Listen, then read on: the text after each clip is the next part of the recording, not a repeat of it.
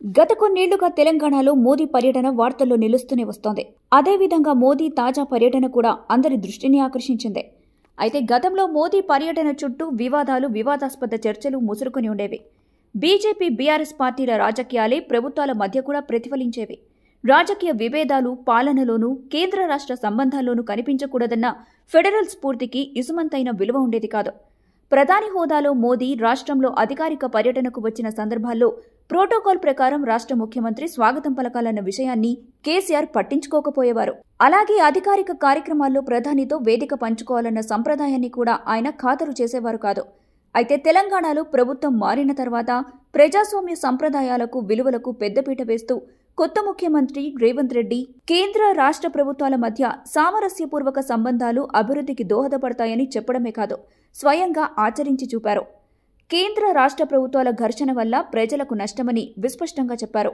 రాజకీయాలనేవి ఎన్నికల సమయంలోనేనని, తెలంగాణ అభివృద్ధి కోసం కేంద్రంతో కలిసి నడుస్తామని విస్పష్టంగా చాటారు. హైదరాబాద్లోని మూసీ ప్రక్షాళన అభివృద్ధికి కేంద్రం సహకరించాలని మోదీని రేవంత్ కోరారు. సోమవారం రాష్ట్ర పర్యటనకు వచ్చిన ప్రధాని మోదీకి సీఎం రేవంత్ రెడ్డి స్వాగతం పలికారు. అనంతరం మోదీ పలు అభివృద్ధి పనులకు శంకుస్థాపనలు, ప్రారంభోత్సవాలు చేశారు. ఆ సందర్భంగా ఏర్పాటు చేసిన సభలో సీఎం రేవంత్ రెడ్డి పాల్గొని ప్రసంగించారు. రాష్ట్రంలో కాంగ్రెస్ అధికారంలోకి వచ్చిన తర్వాత ప్రధానిని కలిసి రాష్ట్ర సమస్యల్ని విన్నవించిన సంగతిని గుర్తు చేస్తూ తాము ప్రస్తావించిన సమస్యల పరిష్కారం విషయంలో కేంద్రం సానుకూలంగా స్పందించిందని చెప్పారు.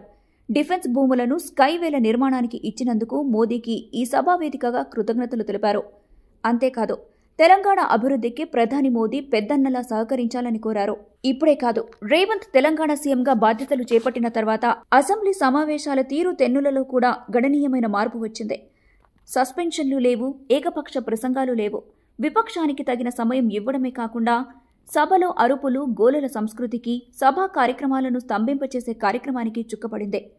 సభ ప్రజాస్వామ్యయుతంగా సాగుతుందన్న భావన రాజకీయ వర్గాల్లోనే కాదు, సామాన్య జనంలోనూ కూడా కలిగింది. ప్రజాస్వామ్య స్ఫూర్తికి రేవంత్ సర్కార్ పెద్దపీట వేసిందని పరిశీలకులు సైతం విశ్లేషణలు చేశారు. ఇప్పుడు మోదీతో సభావేదికను పంచుకొని కేంద్రం, రాష్ట్రాల మధ్య సామరస్యపూర్వక సంబంధాలు ఆకాంక్షిస్తూ చేసిన ప్రసంగం ప్రజాస్వామ్యవాదుల మన్ననలు పొందింది.